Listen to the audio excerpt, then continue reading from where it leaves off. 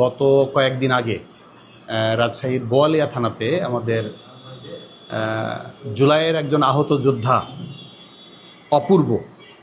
অপূর্ব একটা মামলা দায়ের করছে। এই মামলাটা নিয়ে একটু বিভিন্ন মহলে মিশ্র কথাবার্তা, মিশ্র প্রতিক্রিয়া দেখতে পাচ্ছি আমরা, এবং নানাজনকে ব্লেম করছে এটা সেটা বলে, যার কারণে আমরা আমাদের জায়গা থেকে এটাকে ক্লিয়ার করার প্রয়োজন মনে করছি।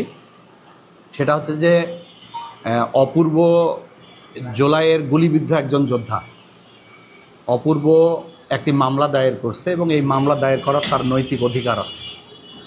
জুলাইয়ের যে কোনো ভুক্তভোগী তার ইচ্ছা অনুযায়ী ইন্ডিপেন্ডেন্টলি সিদ্ধান্ত নিয়ে বা কারোর সাথে পরামর্শ করে সে মামলা করতেই পারে, এটা তার স্বাধীনতা।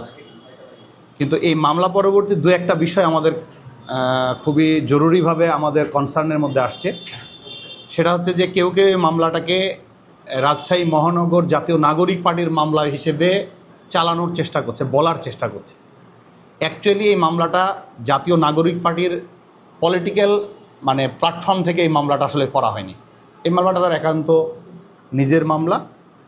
একজন জুলাইয়ের যোদ্ধা, এই জুলাই যুদ্ধের পরে আপনারা জানেন জুলাই বিপ্লবের পরে জাতীয় নাগরিক পার্টি আসলে প্রতিষ্ঠা হয়েছে।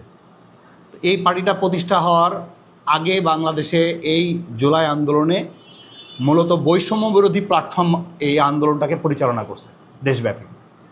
তো ওই বৈষম্য বিরোধী প্ল্যাটফর্মের সাথে বাংলাদেশের যে জুলাই বিপ্লবপন্থী যে রাজনৈতিক দলগুলো ছিল, বিএনপি ছিল, জামাত ছিল, সবাই এই আন্দোলনের মধ্যে অংশগ্রহণ করছে এবং প্রত্যেকটা দল থেকে সরাসরি এবং ব্যক্তি পর্যায়ে প্রায় 27টা মামলা এই রাজশাহী শহরে হয়েছে। পরবর্তী সময়ে কেউ সময় নিয়ে ফ্যাক্ট চেক করে মামলা করতেই পারে। অপূর্ব তারই ধারাবাহিকতায় মামলা করছে এবং এই মামলা করতে গিয়ে অপূর্ব সব দলের সাথেই হয়তো বা কমিউনিকেশন করছে আমাদের জানা মতে। অন্যান্য রাজনৈতিক দলের কাছ থেকে সে জুলাই আহত হিসেবে সে সহযোগিতা নিয়ে থাকতে পারে, এটা তার অধিকার এবং তার পাশে দাঁড়ানো সকল দলেরও দায়বদ্ধতা আছে আমরা মনে করি। এবং আমাদের কাছে যে খবরগুলো খুবই উদ্বেগজনক খবর, সেটা হচ্ছে যে এই মামলাটা করার পর থেকে জুলাইয়ের একজন আহত সৈনিক মামলাটা করার পর থেকে সেও নিরাপত্তাহীনতা ভুগছে। মামলাটা করার পর তাকে বিভিন্ন মহল থেকে নানাভাবে হয়তো বিভিন্ন কথাবার্তা বলা হচ্ছে।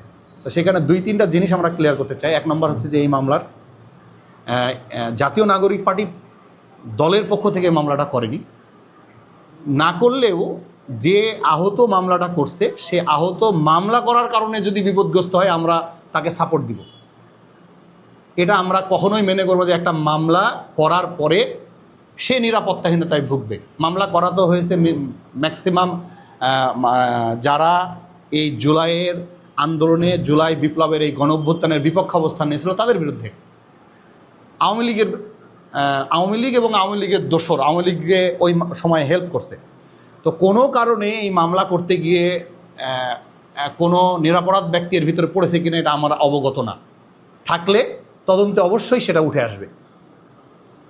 তদন্ত সাপেক্ষে সেটা এখনও আপনার মামলার যে এজাহারটা লেখা হয়েছে এটা তদন্ত সাপেক্ষে আদালত গ্রহণ করবে, তখনও এগুলো প্লাস মাইনাস হওয়ার সুযোগ আছে যদি এরকম কেউ হয়।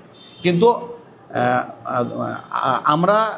আমরা রাজশাহী মহানগর জাতীয় নাগরিক পার্টি মামলাটা করিনি, এক নম্বর। আর দুই নম্বর কথা হচ্ছে যে আমাদের কাছে আরও বিষয় আসছে যে আসামি যাদেরকে করা হয়েছে তাদের অনেককে ভয়ভীতি প্রদর্শন করা হচ্ছে।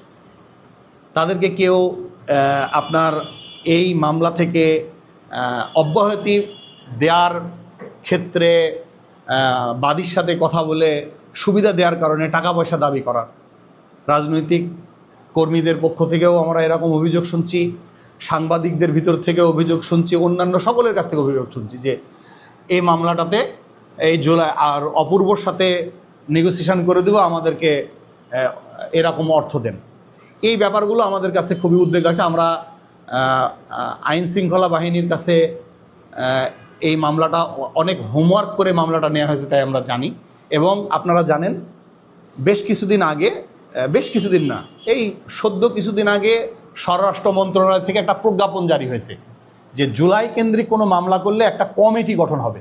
সেই কমিটির মাধ্যমে এই আলোচনা পর্যালোচনা করে সকল তত্ত্বাবধানের মাধ্যমে মামলাটা করা হবে। সেই কমিটির প্রধান হচ্ছে রাজশাহী মহানগর আরএমপির পুলিশ কমিশনার স্বয়ং নিজে। তাহলে এখানে একটা গবেষণা করে মামলা হয়েছে, এই মামলাতে যদি কেউ এরপরেও তো ভুল হইতে পারে, সেক্ষেত্রে তারা আইনের প্রক্রিয়াতেই তদন্তের মাধ্যমে আমরা বের হয়ে যাবে বলে আমরা মনে করি। এটা নিয়ে আমি কোনো ডাউট ফিল করি না। আমরা বিগত 15 বছরে আওয়ামী ফ্যাসিবাদের সময় আমি ব্যক্তিগতভাবে বহু মামলার আসামি। আমরা মানে রাজশাহীতেই ছিলাম না, মামলা হয়ে গেছে, আমরা অব্যাহতি পাইনি।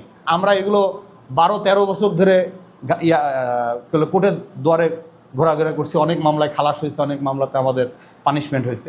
তো এখন মূল কথা হচ্ছে যে আপনাদের কাছে ক্লিয়ার করছি যে কেউ যেন এই মামলাকে ঘিরে অর্থনৈতিক কোনো অসাধু চিন্তা নিয়ে সুবিধা নিতে না পারে। এ ব্যাপারে প্রশাসনও সচেতন থাকবে, আপনারা যারা মিডিয়া কর্মী আছেন তারাও সচেতন থাকবেন। আমরা রাজনৈতিকভাবে এই মামলাটা করিনি, তবে অপূর্ব জুলাইয়ের যেহেতু যোদ্ধা, আমরা তাকে মনে করি যে তার পাশে প্রশাসন থাকবে, মিডিয়া কর্মীরা থাকবে, আমরাও তার পাশে থাকব। তাকে যেন কোনোভাবে কেউ থ্রেটের মধ্যে না নিয়ে আসতে পারে, এটা আমাদের নৈতিক দায়িত্ব। আর